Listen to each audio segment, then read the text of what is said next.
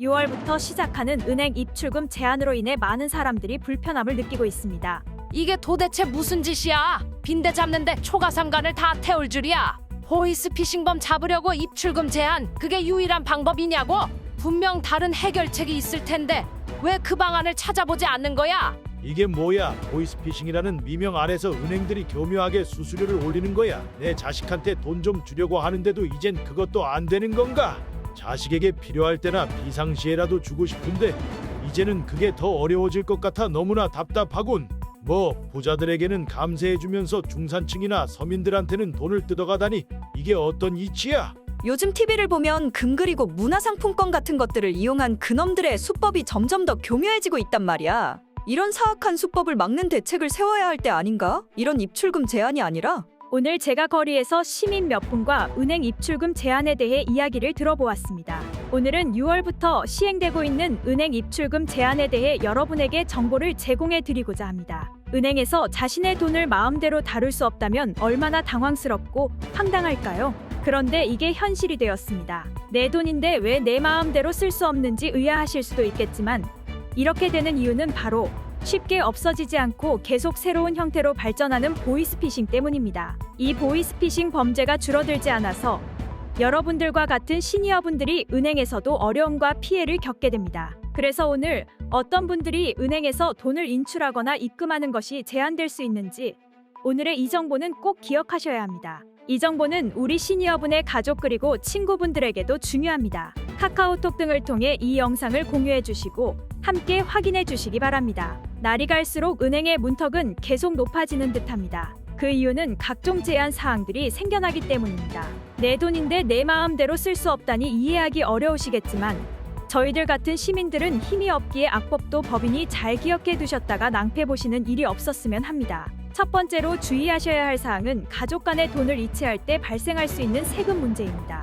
무심코 가족에게 돈을 보낼 경우 이것이 증여로 간주되어 세금이 부과될 수 있습니다. 용돈을 보낼 때도 세금이 부과되는 건가요? 라고 물으실 수 있겠지만 모든 경우가 그런 것은 아닙니다. 증여세법에 따르면 일반적으로 인정되는 치료비, 부양자의 생활비, 교육비 등은 세금이 부과되지 않습니다. 그러나 부부간의 돈을 이체하거나 받은 돈으로 주식이나 부동산을 살 경우 이것은 재산 증가의 한 형태로 볼 수 있어 증여세가 부과될 가능성이 높습니다.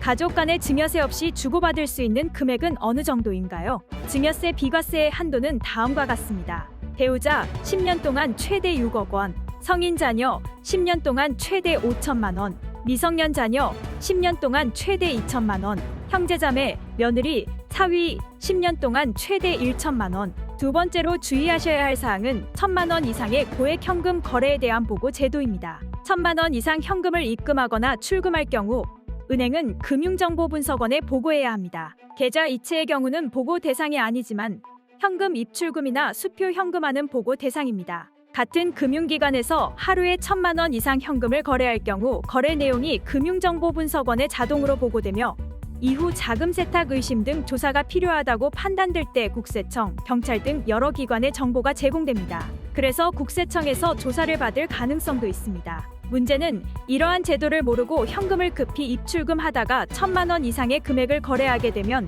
곤란한 상황에 직면할 수 있다는 것입니다. 이러한 제도가 있다는 것을 알아두시고 1천만 원 이상의 현금 입출금에 주의하시기 바랍니다. 세 번째, ATM에서 계좌번호로 무통장 입출금할 때 한도가 변경되었습니다. 이제부터는 카드나 통장 없이 ATM에서 계좌번호만으로 최대 50만 원까지만 입금이 가능하게 됩니다. 이전에는 100만 원이었는데 줄어든 거죠. 또한 무통장으로 입금하여 보낸 금액을 현금으로 뽑아낼 수 있는 한도도 일일 300만 원으로 제한되었습니다. 왜 이런 변화가 생겼을까요? 이는 바로 ATM을 통해 가해지는 보이스피싱 범죄를 방지하기 위함입니다. 이런 제한을 두어서 보이스피싱 범죄자들이 큰돈을 한 번에 보내지 못하도록 하여 범죄를 예방하고자 하는 것이죠. 아쉽게도 이런 규제로 인해 일반 시민들이 불편함을 겪게 되지만 이는 범죄를 예방하고 우리 모두의 안전을 지키기 위한 것임을 이해해 주시길 부탁드립니다. 네 번째, 이번에 새롭게 도입된 AI 이상행동 탐지 ATM에 대해 말씀드리려고 합니다.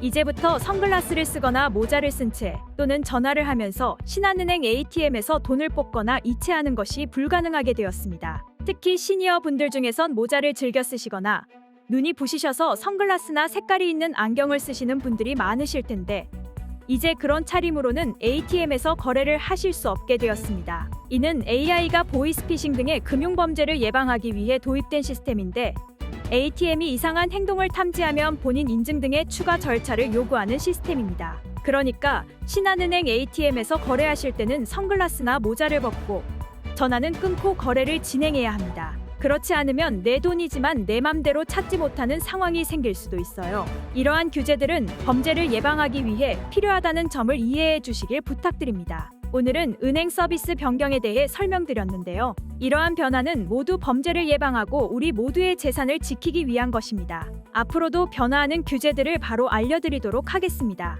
시니어 여러분, 신한은행 ATM에서 거래하실 때 선글라스와 모자는 잠시 벗고 진행하시는 점 꼭 기억해 주세요. 이상 시니어 종합정보 채널 시니어 지침서였습니다. 오늘도 행복하고 즐거운 하루 되세요.